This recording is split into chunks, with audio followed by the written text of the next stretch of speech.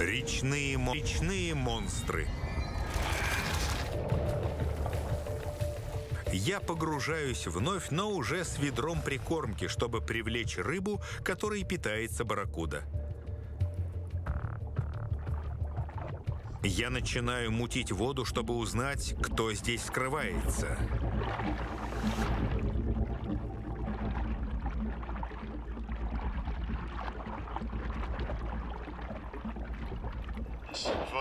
Все эти вибрации и движения в воде определенно привлекают хищников. Но не тех, которые мне нужны. Он зашел у меня из-за спины, прямо из слепой зоны.